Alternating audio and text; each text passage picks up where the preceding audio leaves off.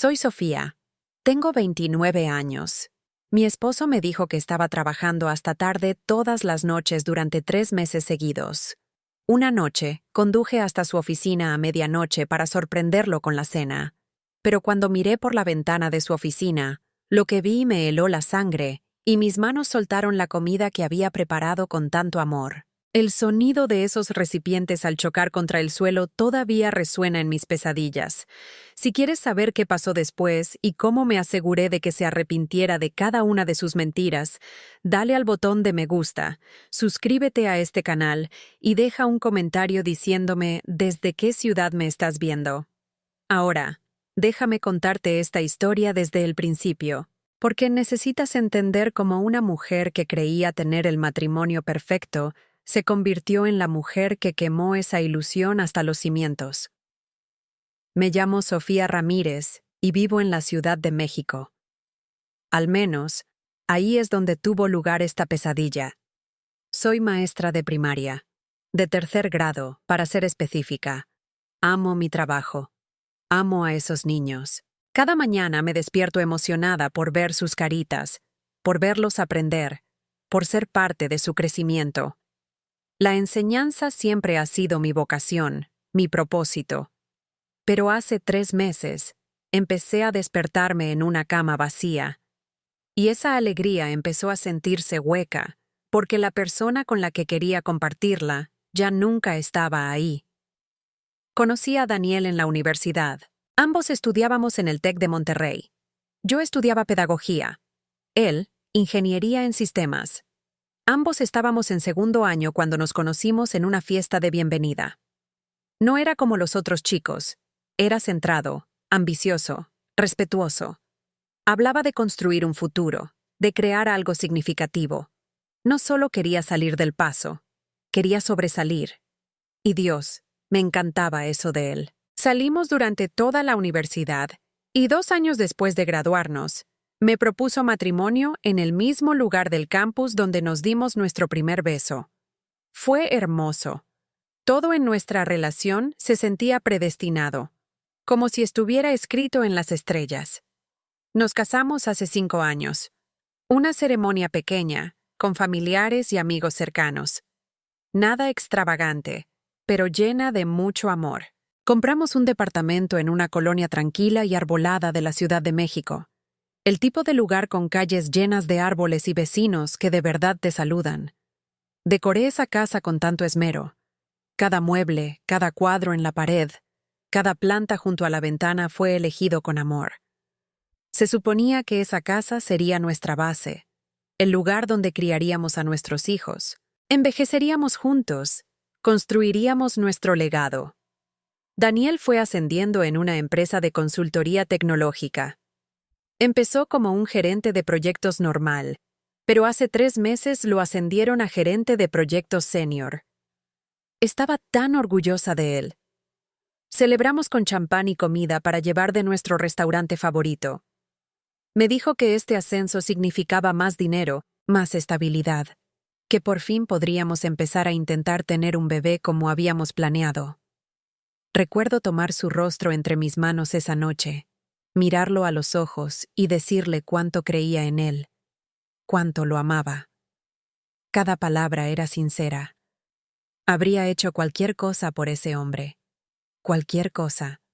Pero con ese ascenso llegó un cambio. Sutil al principio, luego imposible de ignorar. Daniel empezó a trabajar hasta tarde. No de vez en cuando. Todas las noches. Al principio, lo entendí. Nuevo puesto, más responsabilidades.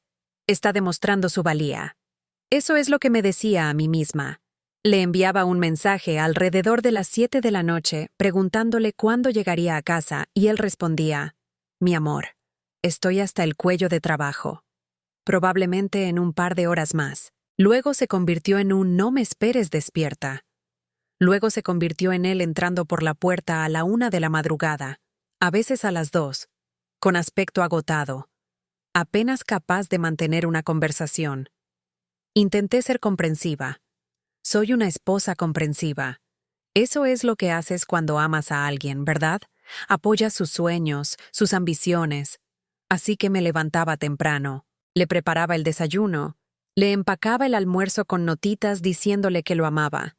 Hacía todas las tareas del hogar para que él no tuviera que preocuparse por eso al llegar a casa. Tenía la cena lista, aunque él nunca estaba para comerla. Calentaba su plato y lo dejaba en el microondas para cuando llegara tropezando. Estaba siendo la esposa perfecta para un hombre que apenas era un esposo. La soledad empezó a consumirme. Me sentaba sola en nuestra mesa del comedor cada noche, navegando en mi teléfono, viendo a otras parejas publicar fotos de sus citas para cenar, sus noches de cine, sus momentos sencillos juntos. Mientras tanto, yo comía sola, dormía sola, me despertaba sola. Soy maestra, así que la mayoría de los días estoy en casa a las 4. Eso significa que tenía horas y horas de tiempo vacío en esa casa, esperando a un hombre que nunca aparecía. Veía la televisión, calificaba trabajos, llamaba a mis amigas, pero nada llenaba el vacío de su ausencia. Entonces empezaron a aparecer las pequeñas señales. Señales que quería ignorar, pero no podía. Hace unas 6 semanas, noté que Daniel olía diferente cuando llegaba a casa. No mal, solo diferente. Una loción que no reconocía. Le pregunté al respecto una vez, de manera casual, y me dijo que uno de sus compañeros de trabajo le había derramado café encima y que había tomado prestado un poco de perfume del baño de la oficina. Tenía sentido, supongo, pero seguía sucediendo. Diferente loción, siempre con alguna excusa. Luego estaba la membresía del gimnasio. Daniel nunca había sido de ir al gimnasio. Hablábamos de ponernos en forma juntos, tal vez salir a caminar, pero siempre decía que estaba demasiado cansado. De repente, hace 2 meses, encontré un recibo de una membresía de gimnasio. Cuando le pregunté, se puso a la defensiva. Dijo que necesitaba cuidar su salud, que estar sentado en un escritorio todo el día le estaba matando la espalda. Pero aquí está lo que no tenía sentido. Si salía del trabajo tan tarde, ¿cuándo iba al gimnasio? A medianoche. Lo dejé pasar. Ya sentía que estaba siendo paranoica, que estaba buscando problemas que no existían. Su celular se volvió una fortaleza. Siempre estaba boca abajo. Siempre en la mesa. En la mesita de noche. En el coche. Boca abajo. Y si yo tan solo miraba de reojo cuando llegaba una notificación, lo agarraba tan rápido que pensarías que estaba a punto de explotar. Nunca me había importado su celular.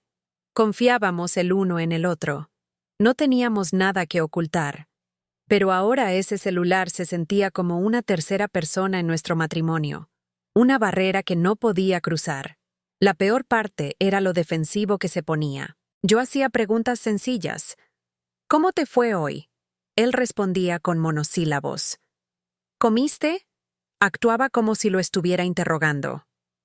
¿A qué hora crees que llegarás a casa esta noche? Me gritaba.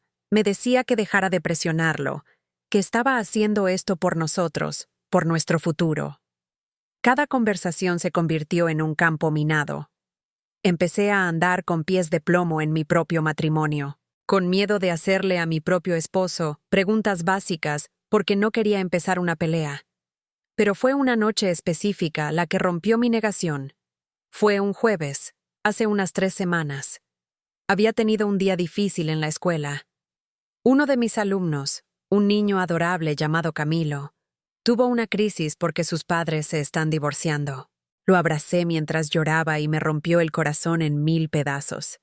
Llegué a casa emocionalmente agotada, necesitando a mi esposo, necesitando que alguien me abrazara y me dijera que todo iba a estar bien. Llamé a la línea de la oficina de Daniel alrededor de las 9 de la noche. Solo quería escuchar su voz. El teléfono sonó y sonó. Nadie respondió. Llamé a su celular, directo al buzón de voz. Traté de no entrar en pánico. Tal vez estaba en una reunión. Tal vez se le había acabado la batería. Pero algo en mi estómago se retorció dolorosamente. Ese instinto que tenemos las mujeres, esa certeza, me estaba gritando. Así que hice algo de lo que no estoy orgullosa, pero de lo que no me arrepiento. El esposo de mi mejor amiga Natalia, Jorge, Trabaja en la misma empresa que Daniel, en un departamento diferente. Llamé a Natalia y le pedí que le dijera a Jorge que revisara casualmente si Daniel todavía estaba en la oficina. Inventé alguna excusa sobre necesitar saber si debía esperarlo despierta o simplemente irme a la cama. 20 minutos después, Natalia me devolvió la llamada. Su voz era cautelosa. Demasiado cautelosa. Dijo que Jorge pasó por la oficina de Daniel alrededor de las 8:30 y estaba oscura, vacía. El coche de Daniel tampoco estaba en el estacionamiento. Ya se había ido. Se fue a su hora normal, probablemente alrededor de las 6, como todos los demás. Entonces, ¿dónde había estado durante las últimas 3 horas? ¿Y por qué mintió diciendo que estaba trabajando hasta tarde? Me senté en nuestro sofá esa noche, en la oscuridad, esperando a que llegara a casa. Entró a la 1:15 de la madrugada. Lo observé desde las sombras mientras se quitaba los zapatos, se aflojaba la corbata, revisaba su celular con una pequeña sonrisa en su rostro, una sonrisa que no había visto dirigida a mí en meses. Le pregunté, con la voz tan calmada como pude. Día largo en el trabajo. Apenas me miró y dijo, «Sí, mi amor. Agotador. Me voy a duchar y a dormir». Ni siquiera se dio cuenta de que había estado llorando.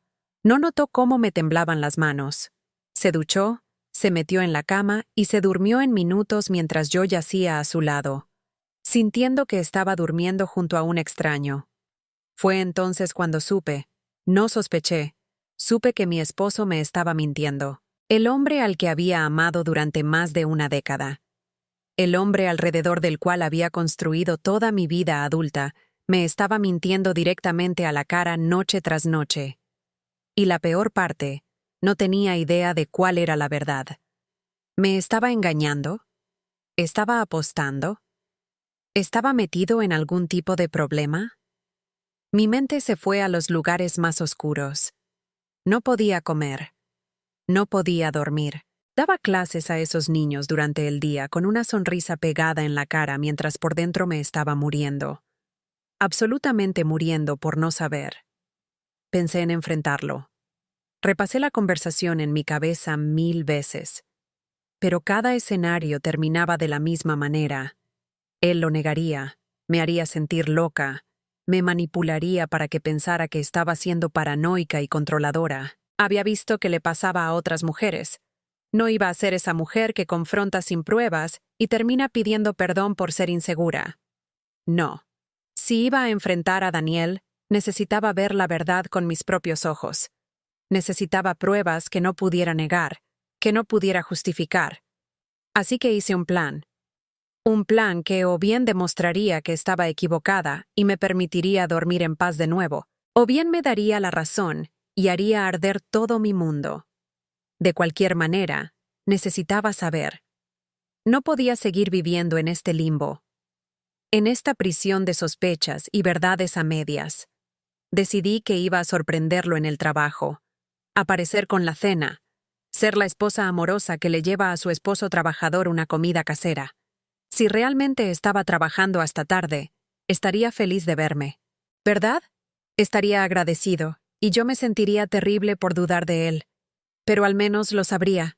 Pero si no estaba allí, o si algo más estaba pasando, bueno, entonces tendría mi respuesta. Elegí un viernes por la noche. Pasé todo el día cocinando. Hice todos los platillos favoritos de Daniel desde cero. Mole poblano con pollo, siguiendo la receta secreta de mi abuela. El que queda espeso y lleno de sabor. Arroz rojo perfectamente cocido. Enchiladas suizas con mucho queso gratinado. Frijoles refritos como me enseñó su mamá. Lo empaqué todo en bonitos recipientes, de los buenos, y lo arreglé todo con cuidado. Incluso incluí una nota escrita a mano que decía, «Para mi esposo trabajador, te amo». Ver esa nota ahora me da ganas de vomitar. Me dije a mí misma todo el tiempo que estaba cocinando que estaba siendo ridícula, que estaba a punto de aparecer en su oficina y avergonzarme, que él se reiría, me abrazaría, comeríamos juntos y todo estaría bien. Quería tanto estar equivocada. Quería que mi paranoia fuera solo eso, paranoia. Quería que mi matrimonio fuera real. Pero esa voz en mi interior no se callaba. Seguía susurrando. Sabes que algo anda mal. Lo sabes. Salí de casa alrededor de las 11:30 de la noche. El trayecto hasta su oficina en Santa Fe toma unos 25 minutos sin tráfico. Pasé todo el viaje tratando de calmar mi corazón acelerado. Me sudaban las manos en el volante. Tenía la comida en el asiento del copiloto, y el olor que normalmente me hacía feliz me estaba dando náuseas. Seguía pensando, da la vuelta. Solo da la vuelta. No quieres saber. La ignorancia es una bendición. Pero no pude. Había llegado demasiado lejos. Había sospechado durante demasiado tiempo. Necesitaba enfrentar cualquier verdad que me estuviera esperando en ese edificio. Cuando entré en el estacionamiento, lo primero que vi fue el coche de Daniel, ese Nissan Sentra plateado que habíamos comprado juntos hacía 2 años. Estaba estacionado en su lugar de siempre, así que definitivamente estaba allí. Eso debería haber sido tranquilizador, ¿verdad? Pero no lo fue. Algo en ver ese coche en ese estacionamiento oscuro y casi vacío hizo que se me revolviera el estómago. El edificio estaba mayormente a oscuras. Es un edificio de oficinas de 12 pisos, y podía ver quizás 3 o 4 ventanas con luces encendidas. La mayoría de la gente se había ido a casa hacía horas, con sus familias, a sus vidas. Pero no mi esposo. Mi esposo todavía estaba aquí, trabajando hasta tarde, como siempre. Tomé los recipientes de comida y mi bolso y caminé hacia la entrada del edificio. El vestíbulo estaba inquietantemente silencioso. Solo había un guardia de seguridad en el mostrador, un señor mayor al que había visto algunas veces antes cuando había visitado a Daniel en el trabajo. Levantó la vista cuando entré, sorprendido de ver a alguien a estas horas. Le sonreí. Le dije que iba a sorprender a mi esposo con la cena. Me devolvió la sonrisa. Dijo que era muy dulce, que Daniel era un hombre afortunado. Quería gritar. En lugar de eso, le di las gracias y me dirigí a los ascensores. Daniel me había dado una tarjeta de acceso de emergencia hacía años, cuando nos casamos. Dijo que era por si alguna vez necesitaba llegar a él en el trabajo si había una emergencia o algo así. Nunca la había usado, nunca la había necesitado, pero la había guardado en mi cartera todos estos años. Y ahora aquí estaba, usándola para investigar a mi propio esposo. Pasé la tarjeta, presioné el botón del piso 12 y entré en el ascensor. Las puertas se cerraron y de repente sentí que no podía respirar. El viaje en ascensor pareció durar 1 hora. Vi cómo subían los números. 5, 6, 7. Mi corazón latía tan fuerte que podía oírlo en mis oídos. 8, 9, 10. Quería presionar el botón de parar, dar la vuelta, desver lo que estuviera a punto de ver. 11, 12. El ascensor sonó y las puertas se abrieron. El pasillo estaba oscuro excepto por una luz. Una sola luz que venía del final del pasillo, brillando como un faro, como una advertencia. La oficina de Daniel. Podía verla desde donde estaba. Respiré hondo y empecé a caminar. Mis tacones resonaban en el suelo de baldosas y pensé en quitármelos para no hacer ruido. Pero no podía moverme. Estaba congelada en una especie de trance, avanzando, aunque cada parte de mí quería correr. A medida que me acercaba, oí algo que me hizo dejar de respirar. Risas. Risas de mujer. Ligeras y musicales, mezcladas con la voz más grave de Daniel. Se estaba riendo.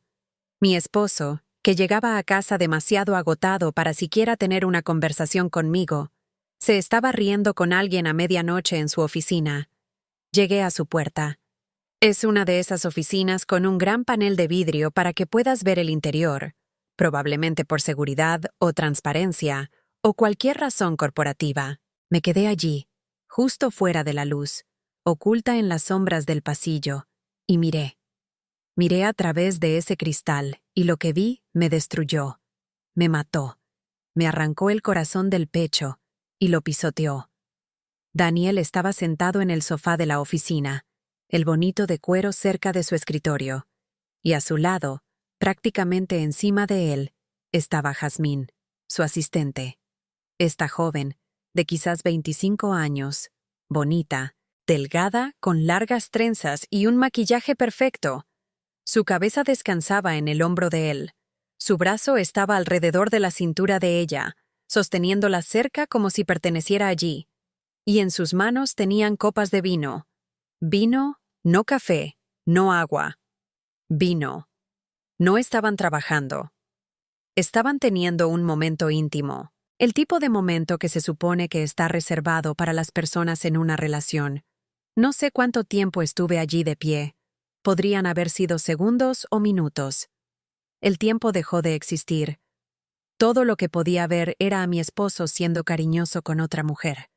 Todo lo que podía sentir era este dolor insoportable extendiéndose por mi pecho como veneno. Mis manos se entumecieron. Los recipientes de comida que sostenía, la comida que había pasado todo el día preparando con amor, se me resbaló de las manos y se estrelló contra el suelo. El sonido fue explosivo en ese pasillo silencioso. Recipientes de plástico partiéndose, comida derramándose por todas partes, platos resonando. El ruido hizo que ambos saltaran como si hubieran sido electrocutados. Sus cabezas se giraron hacia la puerta. Hacia mí. Vi cómo el rostro de Daniel se transformaba en tiempo real. Primero confusión, luego reconocimiento, y luego terror absoluto. Puro terror. Sus ojos se abrieron de par en par, su boca se abrió, y todo el color se le fue de la cara como si alguien hubiera abierto un grifo y lo hubiera dejado salir todo. La expresión de Jazmín era diferente. Sorpresa, sí, pero también culpa. Ella lo sabía. Sabía exactamente quién era yo. Sabía que yo era su esposa, y había estado sentada allí con la cabeza en su hombro de todos modos, bebiendo vino con él a medianoche como si tuviera todo el derecho. No podía moverme, no podía hablar, no podía respirar. Todos nos quedamos mirándonos a través de ese cristal, congelados en este horrible momento.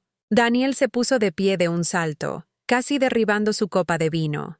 Apartó a Jazmín de él como si ella lo hubiera quemado, creando una distancia que ya no significaba nada. El daño estaba hecho. Lo había visto todo. Jazmín también se puso de pie, con las manos temblando, sus ojos moviéndose entre Daniel y yo como si estuviera buscando una ruta de escape. Pero no había ninguna. Solo estaba yo, de pie en esa puerta con comida salpicada a mis pies y todo mi mundo derrumbándose a mi alrededor. No sé de dónde saqué la fuerza, pero de alguna manera me moví. Empujé la puerta de la oficina y entré. Mis zapatos crujían sobre los recipientes rotos que dejé caer. Dejé un rastro de mole y arroz por el suelo. No me importó. La oficina olía a vino y a perfume. Su perfume, caro, floral, el tipo de aroma que perdura. Me pregunté cuántas veces Daniel había llegado a casa oliendo así y yo no me había dado cuenta. ¿Cuántas veces había llevado su aroma a nuestra cama, a nuestra casa, a nuestro matrimonio? Cuando finalmente hablé, mi voz salió fría. Más fría de lo que sabía que era capaz.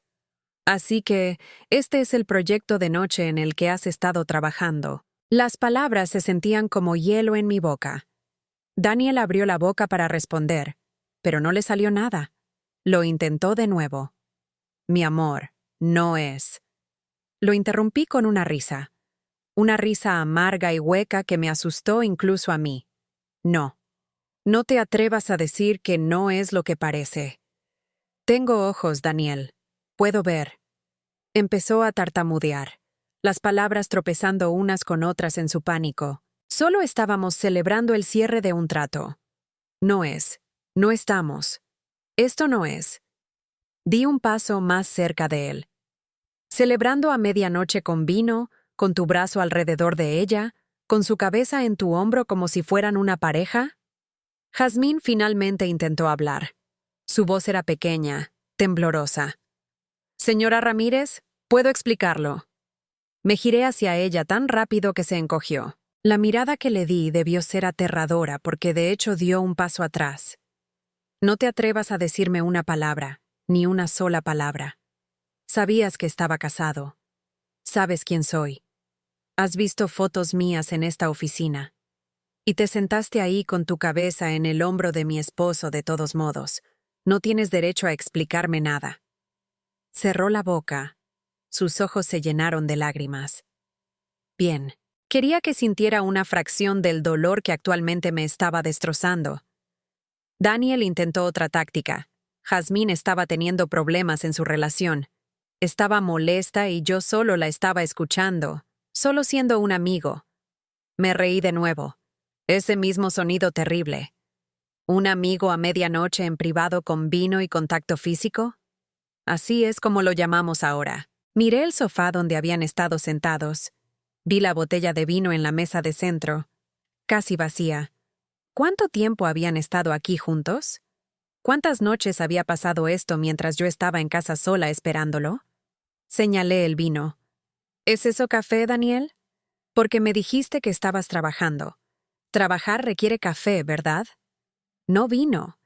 El vino es para citas, para el romance, para personas que son más que compañeros de trabajo. No tenía respuesta. Solo se quedó allí parado, luciendo culpable como el infierno. Continué, mi voz volviéndose más aguda con cada palabra.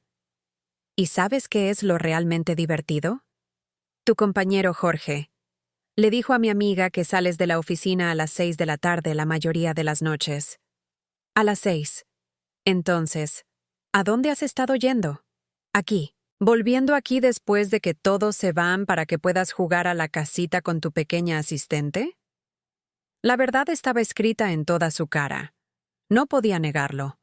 No podía explicarlo.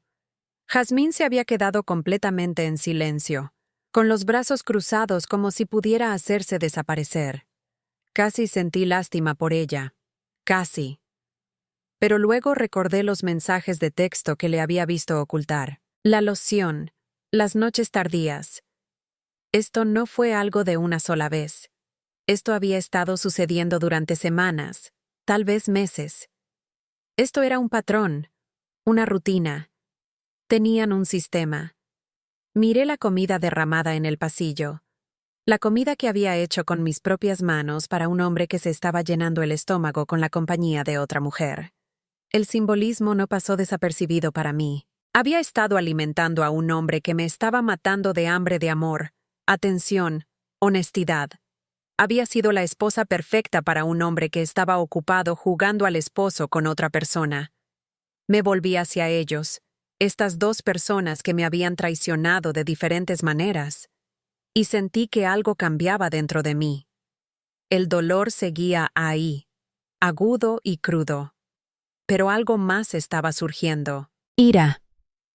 Ira fría y calculada. Caminé hacia la comida en el suelo. Recogí un recipiente aplastado de enchiladas y lo pateé hacia ellos. Se deslizó por el pulido suelo de la oficina y se detuvo a los pies de Daniel. Disfruten su cena de medianoche. Ya me cansé de alimentar a mentirosos. Lo dije en voz baja, pero con tanto veneno que ambos se estremecieron. Luego me di la vuelta y salí. No corrí. No lloré.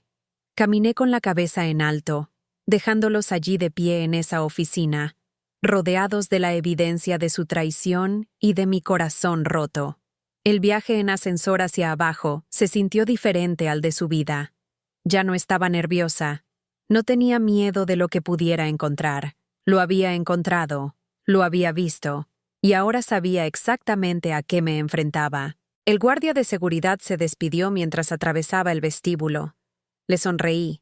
Le dije buenas noches como si todo fuera normal, como si mi vida no acabara de explotar. Me subí a mi coche, salí de ese estacionamiento y avancé unas 3 calles antes de tener que detenerme. Fue entonces cuando me golpeó.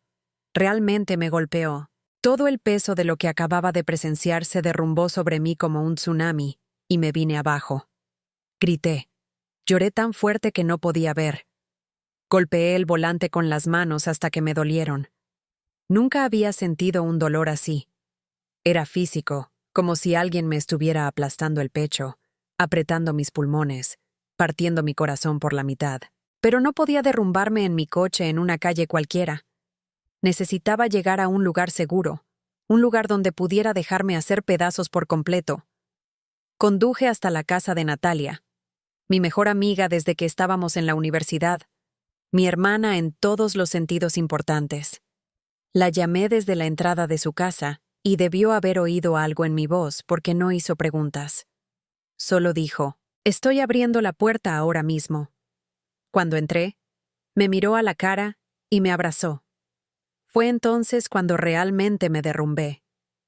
Lloré por todo, por los años que había desperdiciado, por la confianza que se había roto, por el futuro que pensé que tendríamos y que ahora se había ido, por la tonta que había sido preparando la cena para un hombre que estaba alimentando a otra con su atención y afecto. Natalia me dejó llorar hasta que no me quedó nada. Luego me sentó en su sofá, me puso una manta sobre los hombros y me preguntó qué había pasado. Le conté todo, cada detalle, la expresión de su cara, la cabeza de jazmín en su hombro, el vino, las mentiras, todo. La cara de Natalia pasó por un viaje de emociones, sorpresa, ira, asco, furia. Cuando terminé, estaba caminando por su sala de estar como un león enjaulado. Dijo cosas sobre Daniel que no puedo repetir. Lo llamó con nombres que ni siquiera sabía que conocía. Dijo que deberíamos volver allí y enfrentarlos a ambos, destrozar su coche, exhibirlo en las redes sociales. Pero la detuve. Dije, no, no es así como vamos a hacer esto. Porque en algún lugar entre esa oficina y el sofá de Natalia, mis lágrimas se habían secado. La fase de llanto había terminado. Lo que la reemplazó fue una determinación fría y estratégica. No iba a ser la esposa loca y emocional que arma una escena. No iba a ser la mujer de la que todos se compadecían. Iba a ser inteligente al respecto. Iba a asegurarme de que Daniel sintiera cada gramo de dolor que me había causado, pero iba a hacerlo de una manera que lo destruyera por completo.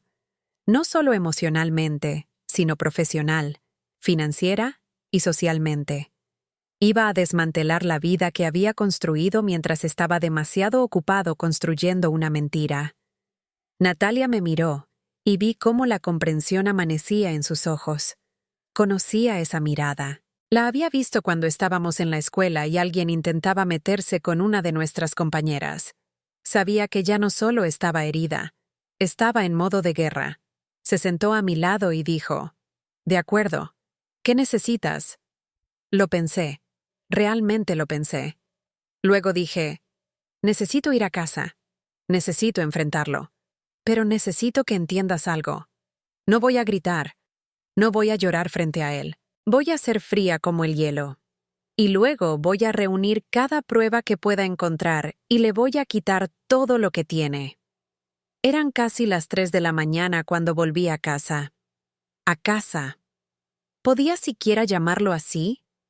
Esa casa que habíamos comprado juntos, decorado juntos, en la que habíamos hecho el amor, peleado, soñado, ahora estaba toda contaminada, envenenada por su traición. Cuando entré en el camino de entrada, vi luces encendidas dentro. Daniel estaba en casa, probablemente caminando de un lado a otro, en pánico, tratando de averiguar qué decirme. Bien, que entre en pánico, que sienta una fracción de la ansiedad que yo había sentido durante meses. Entré, y allí estaba él en la sala de estar. Se levantó de un salto cuando me vio. Su rostro era un desastre de miedo y desesperación. Empezó a hablar de inmediato, las palabras saliendo a borbotones como si una presa se hubiera roto. «Mi amor, por favor, déjame explicarte.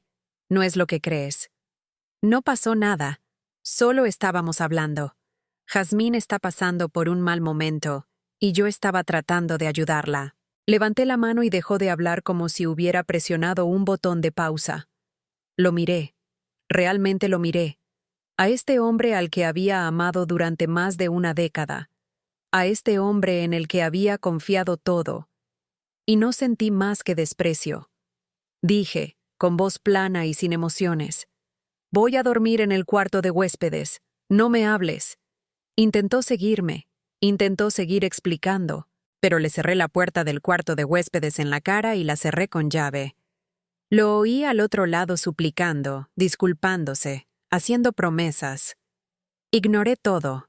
Me metí en esa cama en esa habitación que se suponía que era para invitados, pero que ahora era mi santuario lejos de mi propio esposo. Y me quedé mirando el techo. No lloré. Ya había terminado de llorar. Ahora era el momento de pensar, de planificar, de prepararme para la guerra. Los siguientes 3 días fueron los más surrealistas de mi vida. Me movía por la casa como un fantasma. Iba a trabajar, enseñaba a mis alumnos, sonreía cuando era necesario y volvía a casa con un hombre al que me negaba a hablarle. Daniel lo intentó todo. Intentó disculparse. Intentó explicar. Intentó enojarse, acusándome de reaccionar de forma exagerada. Intentó la ruta patética, llorando y rogando. Nada de eso funcionó. Permanecí completamente fría, completamente en silencio. Pero mientras le aplicaba la ley del hielo, también estaba ocupada, muy ocupada. Primero, revisé nuestros estados de cuenta bancarios. Teníamos cuentas conjuntas, así que tenía todo el derecho de ver a dónde iba nuestro dinero. Lo que encontré me enfermó físicamente. Cenas caras en restaurantes románticos cargadas a su tarjeta de crédito. Lugares a los que nunca habíamos ido juntos. Flores compradas en florerías de lujo. Nunca recibí esas flores. Cargos de hotel. Múltiples cargos de hotel. Y aquí está el que me hizo querer prenderle fuego a todo. Un cargo de hotel del 14 de febrero. Nuestro 5º aniversario de bodas. El fin de semana que Daniel me dijo que tenía que ir a una conferencia en Querétaro. Me había llamado desde el hotel y me había dicho cuánto me extrañaba, cómo deseaba que yo estuviera allí. Le había creído. Me había quedado en casa sola en nuestro aniversario mientras él estaba en un resort romántico a 45 minutos de la ciudad, en Valle de Bravo, con ella, con Jazmín. Había pasado nuestro aniversario con su amante. Tomé capturas de pantalla de todo. Cada cargo sospechoso, cada estancia en un hotel, cada cena, cada gasto inexplicado. Luego pasé a sus registros telefónicos. Estamos en un plan familiar, así que podía acceder a la facturación detallada. Lo que encontré confirmó mis peores sospechas. Más de 500 mensajes de texto en un mes a un solo número. Llamé a ese número desde un número oculto. Y, efectivamente, Jazmín respondió con un alegre hola. Colgué sin decir nada. 500 mensajes. Eso es más mensajes de los que me había enviado en todo el año. Empecé a mirar las redes sociales. A Daniel no le gustaba mucho publicar, pero a Jazmín sí. Encontré su Instagram, y fue una mina de oro de pruebas. Fotos de eventos de la oficina donde ella y Daniel siempre estaban parados un poco demasiado cerca. Una foto de hace 2 meses donde llevaba una pulsera, una delicada cadena de oro con un pequeño diamante. Reconocí esa pulsera. Daniel me había dicho que había perdido una pulsera que compró para el cumpleaños de su madre. Aparentemente, no la perdió. Simplemente se la dio a otra persona. Había fotos de ella en restaurantes que reconocí de los estados de cuenta de la tarjeta de crédito. Las había publicado hacía semanas y yo no había pensado nada en ese momento. ¿Por qué lo habría hecho? Confiaba en mi esposo. No pensé que necesitaba estar acechando a sus compañeras de trabajo en las redes sociales buscando pruebas de infidelidad. Pero ahora, mirando esas publicaciones con el conocimiento que tenía, todo estaba tan claro. Ella había estado presumiendo su relación justo debajo de mis narices, lo suficientemente sutil como para que no me diera cuenta a menos que estuviera buscando. Al final de esos 3 días, había compilado un archivo de pruebas que habría enorgullecido a un fiscal.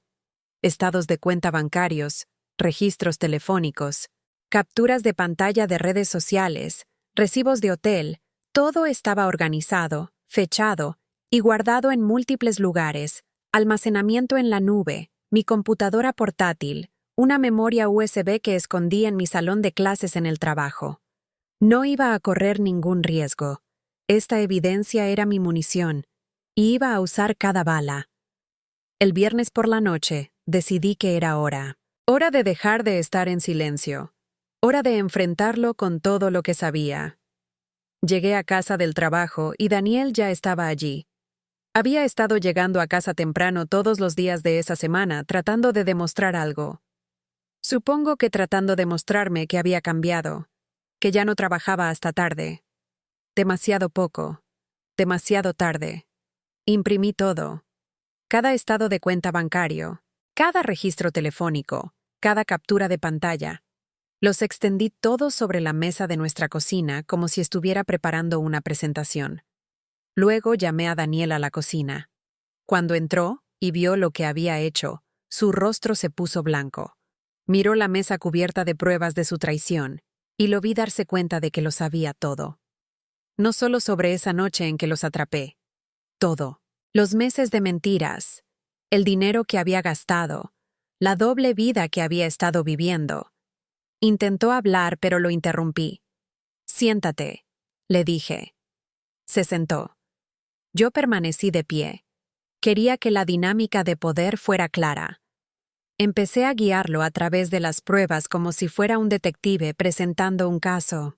14 de febrero, nuestro aniversario. Me dijiste que estabas en una conferencia en Querétaro. Deslicé el recibo del hotel sobre la mesa. Este cargo de hotel dice lo contrario. Esto es de un resort en Valle de Bravo, un lugar romántico para parejas a 45 minutos de aquí. Mientras yo estaba en casa sola en nuestro aniversario, tú estabas allí con ella. ¿Quieres explicar eso? Su boca se abrió y se cerró como un pez fuera del agua. No salió ninguna explicación. Seguí. ¿Esta pulsera? Le mostré la captura de pantalla de Instagram, la que dijiste que habías comprado para tu madre y luego perdiste. Jazmín la está usando. Así que, o la perdiste, y ella casualmente la encontró y le quedó perfecta en la muñeca. O me mentiste y se la diste a ella. ¿Cuál es? Silencio. Pasé a los registros telefónicos. 547 mensajes de texto a su número en un mes. Eso es más de los que me has enviado en el último año combinado. ¿De qué podrías tener que hablar con tu asistente que requiriera 547 mensajes de texto? Con cada prueba que presentaba. Lo veía desmoronarse un poco más. Sus hombros se hundieron. Su cabeza cayó. Sus manos empezaron a temblar. Pero no había terminado. Le mostré cada cena, cada gasto, cada mentira. Tenía recibos para todo, literal y figuradamente. Cuando terminé, lo miré. A este hombre que se suponía que era mi compañero, mi igual, mi para siempre, y le hice la pregunta. Y ya sabía la respuesta. ¿Cuánto tiempo ha estado pasando esto? Levantó la vista hacia mí, con lágrimas corriendo por su rostro. 4 meses, susurró. 4 meses. 1/3 de un año. Me había estado engañando durante 4 meses mientras yo planeaba nuestro futuro.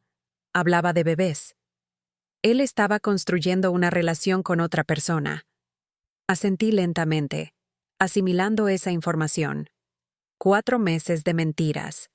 4 meses de noches tardías. 4 meses de dormir a mi lado y pensar en ella.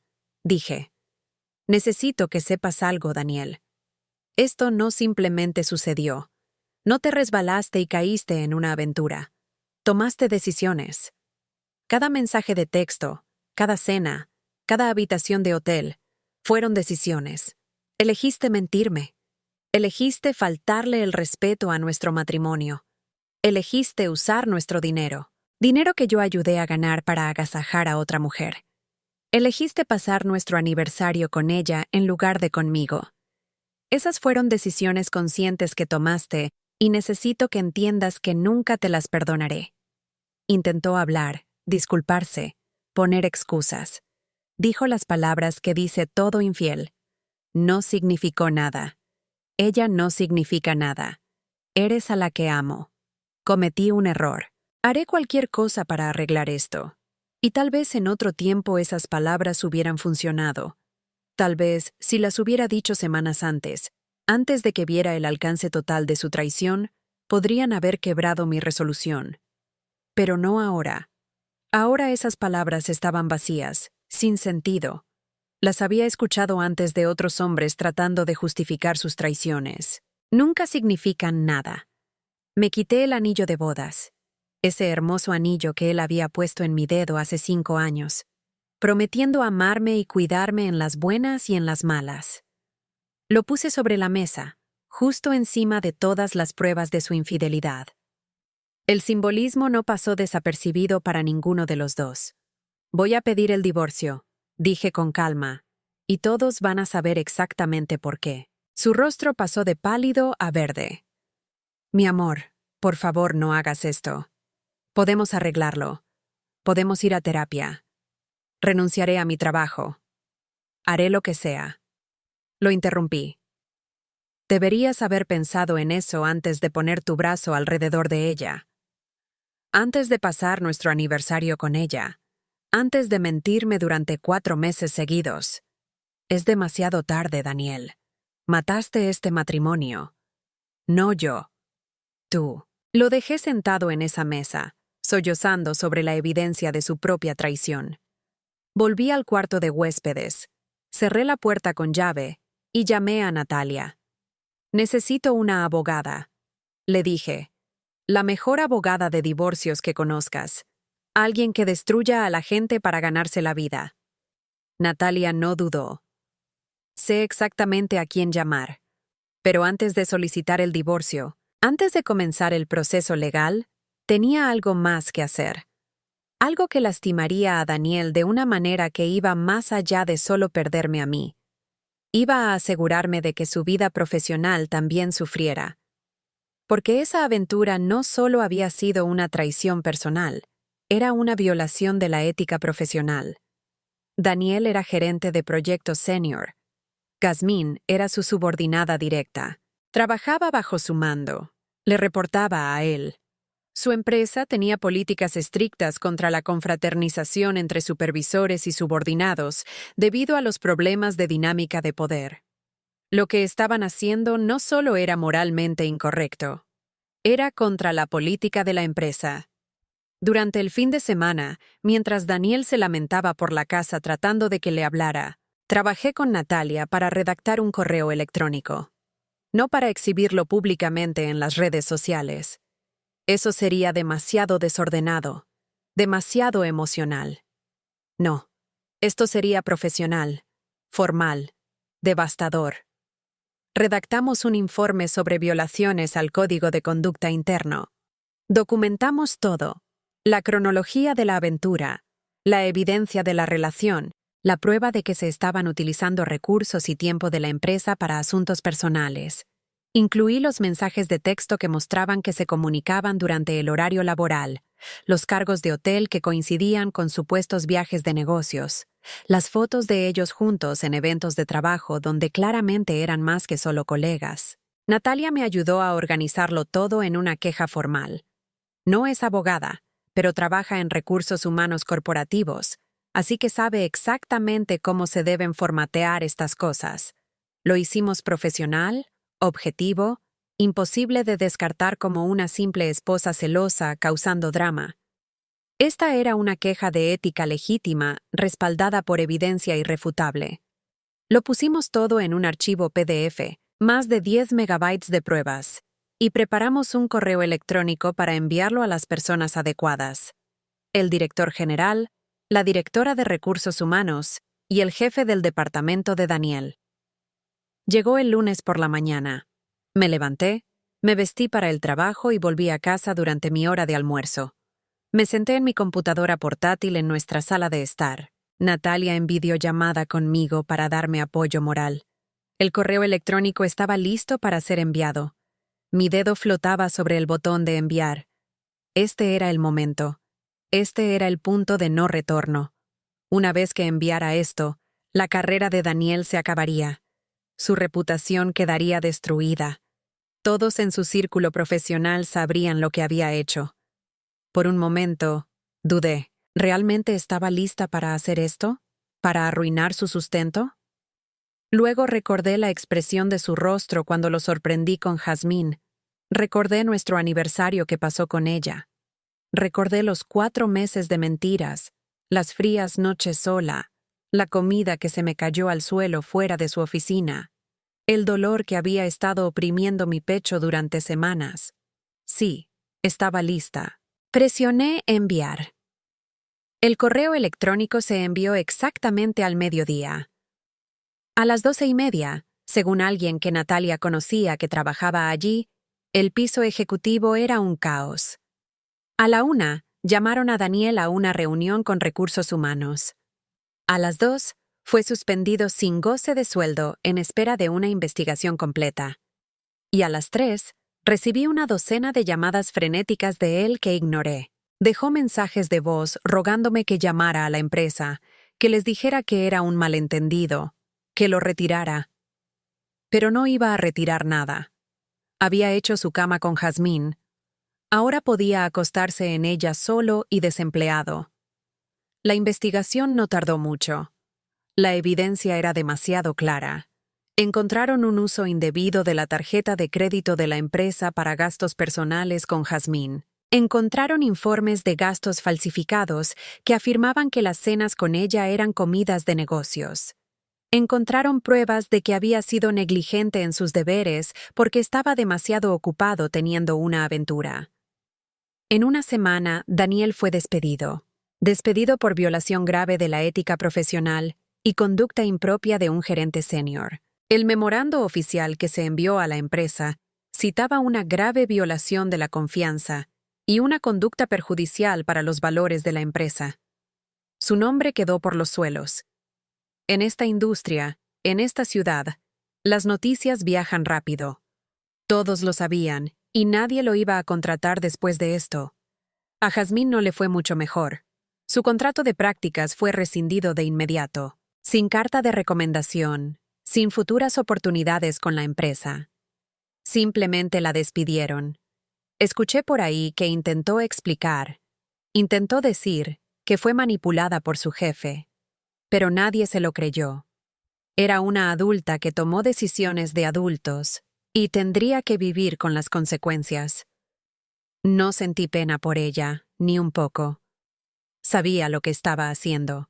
Sabía que él estaba casado. Había visto mi foto en su escritorio. Probablemente había contestado llamadas mías tratando de localizarlo.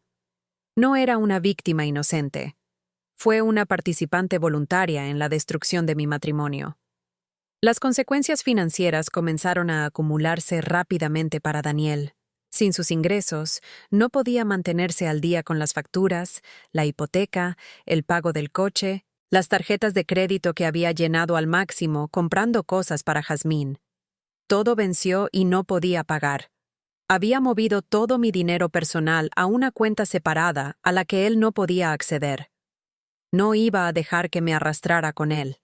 En 2 semanas, estaba recibiendo llamadas de acreedores.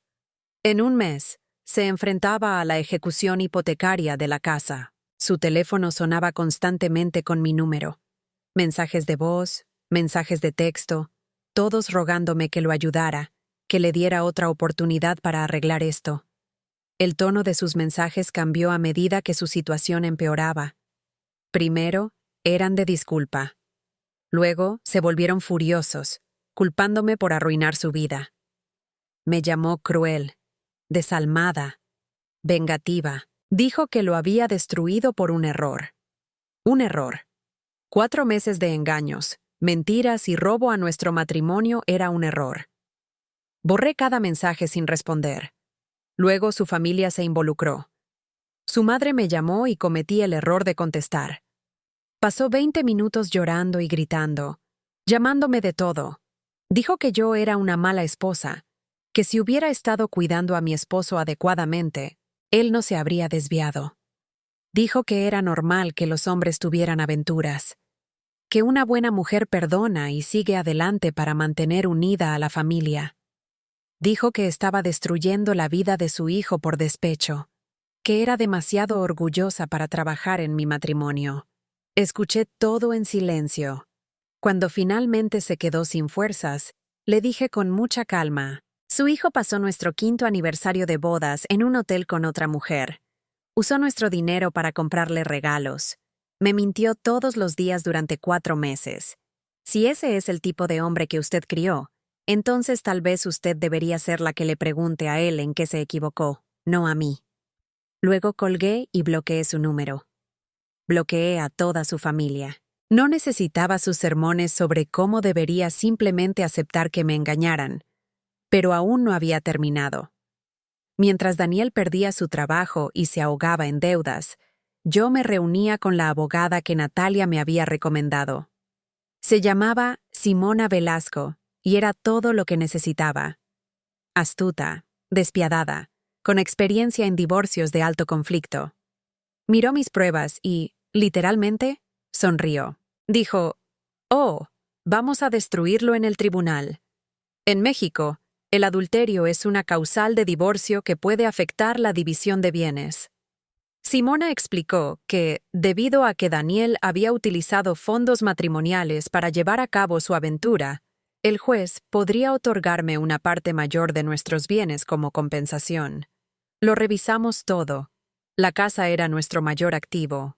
Daniel quería quedársela, probablemente porque no podía imaginarse viviendo en otro lugar, en un lugar más pequeño, perdiendo el estatus que esa casa representaba, pero tampoco podía pagarla. Propuso pagarme mi parte en cuotas a lo largo del tiempo. Me reí cuando Simona me lo contó. Dije, absolutamente no. No iba a permanecer atada financieramente a este hombre durante años, mientras él me pagaba lentamente. O me pagaba mi mitad del valor de la casa en un solo pago, más el dinero que mis padres habían contribuido para el enganche. O la vendíamos y dividíamos las ganancias. Él también sería responsable de la hipoteca restante. Daniel no tenía esa cantidad de dinero. Estaba desempleado y endeudado. El banco ya estaba enviando avisos de ejecución hipotecaria porque llevaba 3 meses de retraso en los pagos. No tuvo elección. La casa se puso en venta. Ese hermoso departamento donde habíamos construido nuestra vida, puesto en el mercado a un precio reducido para venderlo rápidamente. Y se vendió rápido. Las ganancias pagaron la hipoteca, me pagaron mi 50% y devolvieron los 400,000 pesos que mis padres habían aportado.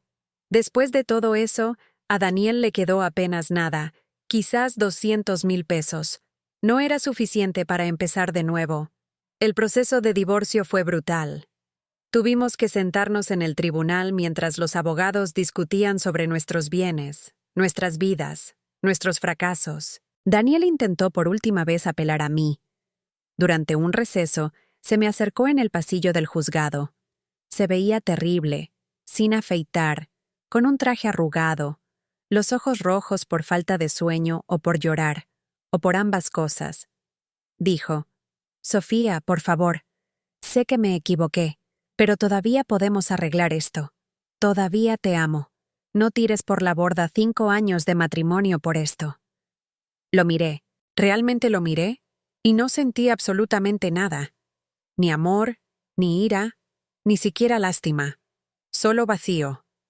Le dije, «Tú ya tiraste nuestro matrimonio por la borda cuando pusiste tus manos sobre ella. Yo solo lo estoy haciendo oficial». Y me alejé. El juez firmó nuestros papeles de divorcio un martes por la tarde. Así de simple. 5 años de matrimonio disueltos. Oficialmente estaba soltera, libre, desatada de un hombre que me había traicionado de todas las formas posibles. Daniel salió de ese juzgado sin nada, sin casa, sin coche. Tuvo que venderlo para pagar las facturas, sin trabajo, sin esposa, sin futuro. Se quedó en el estacionamiento del juzgado, con aspecto perdido y roto, y no sentí nada. Ni satisfacción, ni venganza. Solo alivio de que todo había terminado. Tomé el dinero de mi liquidación y comencé a reconstruir. Encontré un condominio más pequeño en un barrio más tranquilo. Muchos árboles. Pacífico. Un nuevo comienzo. Lo decoré exactamente como quería. Sin compromisos, sin considerar el gusto de otra persona, solo el mío. Colores suaves, plantas por todas partes. un acogedor rincón de lectura junto a la ventana. Cada rincón de ese espacio era mío y solo mío. Sentí que por fin podía respirar. Me dediqué de lleno al trabajo. Mi directora notó mi dedicación y me nominó para un programa de liderazgo. Lo completé y fui ascendida a maestra líder, ayudando a diseñar el plan de estudios para todo el grado. Me dio un propósito, algo positivo en lo que concentrarme. Empecé un negocio secundario haciendo agendas personalizadas para maestros. Despegó más rápido de lo que esperaba. De repente, tenía ingresos de múltiples fuentes. Era independiente, estable, próspera. Empecé a hacer ejercicio, no para cambiar mi aspecto, sino porque me hacía sentir fuerte física y mentalmente. Perdí 7 kilos, gané músculo. Me sentí más saludable de lo que había estado en años. Fui de viaje con Natalia y mis otras amigas, fines de semana de chicas, días de spa, conciertos. Recordé lo que se sentía reír sin el peso de la sospecha y las mentiras aplastándome. Fui a terapia, trabajé la traición, aprendí a confiar de nuevo lentamente. Y entonces un día, unos 6 meses después de que el divorcio se finalizara, conocí a alguien. Se llama David. Es padre soltero. Su hija está en mi clase. Nos conocimos en una reunión de padres y maestros. Fue amable, atento, hizo preguntas reflexivas sobre el progreso de su hija. Empezamos a hablar, luego a tomar un café, luego a cenar. Se tomó las cosas con calma, nunca presionó. Fue paciente con mis barreras, mis dudas, mis problemas de confianza. Me demostró con acciones consistentes que no todos los hombres son mentirosos. Es todo lo que Daniel pretendía ser, pero nunca fue. Honesto, presente, real. Me encontré con Daniel una vez, unos 8 meses después de que todo terminara. Estaba en un restaurante con David, riéndome durante la cena, feliz, genuinamente feliz. Y lo vi al otro lado de la sala. Estaba solo, con aspecto de haber envejecido 10 años. Nuestras miradas se cruzaron por un segundo. Parecía que quería acercarse, decir algo, pero lo miré como si no existiera, como si fuera un extraño. Porque eso es lo que era, un extraño que una vez vivió en mi casa. Me volví hacia David y continuamos nuestra conversación como si Daniel fuera invisible. Esa fue la última vez que lo vi. Me enteré por amigos en común que su vida nunca se recuperó realmente. Ahora trabaja en algún puesto de soporte técnico de nivel básico, ganando una fracción de lo que solía ganar, viviendo en un pequeño apartamento al otro lado de la ciudad. Jazmín lo dejó una vez que lo perdió todo. Resulta que quería al exitoso gerente senior, no al ex empleado arruinado, divorciado y deshonrado. Intentó salir con alguien, pero no pudo mantener a nadie cerca una vez que lo buscaban en Google y encontraban rastros del escándalo. Su reputación está permanentemente manchada. Tomó sus decisiones y ahora tiene que vivir con ellas. Mientras tanto, yo estoy prosperando. Estoy feliz. Soy exitosa. Soy amada. Soy respetada. Todo lo que él intentó quitarme, lo reconstruí más fuerte. El divorcio no fue el final de mi historia. Fue solo el final de un capítulo que debería haber cerrado antes. Mirando hacia atrás, puedo ver todas las señales de alerta que ignoré. Todas las veces que mi instinto me dijo que algo andaba mal y me convencí de lo contrario. No volveré a cometer ese error. Ahora confío en mis instintos. Conozco mi valor. No me conformo. Y definitivamente no pierdo mi tiempo con hombres que no ven mi valor. Algunas noches todavía pienso en ese momento fuera de su oficina, viéndolos a través de esa ventana, la comida cayendo al suelo, el sonido de mi corazón rompiéndose. Pero, ¿sabes qué? Ese no fue el sonido de mi vida terminando. Fue el sonido de mi llamada de atención. Daniel no me rompió, me liberó de una vida construida sobre mentiras. Me hizo un favor, aunque no fuera su intención. Me mostró exactamente quién era, y le creí. Y luego me fui. A cualquier mujer que esté viendo esto y que esté ignorando las señales de alerta, que esté poniendo excusas por el comportamiento de un hombre, que tenga miedo de enfrentar la verdad. Déjenme decirles algo. La verdad puede doler. Puede sentirse como si te estuviera matando cuando la enfrentas por primera vez. Pero las mentiras te destruirán lentamente. Te carcomerán por dentro hasta que no quede nada. Elige el dolor que lleva a la libertad sobre la comodidad que te mantiene atrapada en una prisión de negación. Te mereces algo mejor. Te mereces honestidad. Te mereces un compañero que esté ahí para ti, no uno que esté para otra persona mientras te miente a la cara.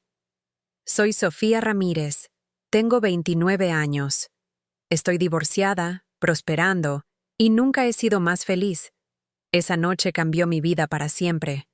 Pero no de la manera que Daniel pensó que lo haría. No me destruyó. Me reconstruyó.